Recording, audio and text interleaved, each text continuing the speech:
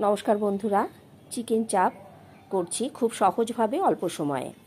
তার জন্য কাজু, পোস্ত, চারমগজ, সাজিরা, সামরিচ, ধনে, পোস্ত, জয়িত্রী সব দিয়ে ভালো রকম একটু ভেজে নিলাম। মিক্সিতে ভাজা মশলাটা নিয়ে তার সাথে দিয়ে দেব কাঁচা লঙ্কা, পেঁয়াজ বেরেস্তা আর টক দই। এটা দিয়ে মশলাটা বেটে নেব।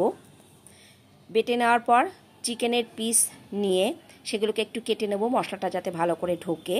এবার করে রাখা মশলার সঙ্গে পেঁয়াজ, আদা, রসুন 2 চামচ করে বাটা দিয়ে দিলাম, শুকনো লঙ্কার গুঁড়ো, লবণ, তারপরে কেশর, রোজ ওয়াটার আর মিঠা আতর অল্প দিয়ে 2 চামচ বাইন্ডিংয়ের জন্য ছাতু আর মিল্ক পাউডার আর ঘি দিয়ে চিকেনটাকে ম্যারিনেট করে নিলাম। 5 ঘন্টা পর ফ্রিজ থেকে বার করে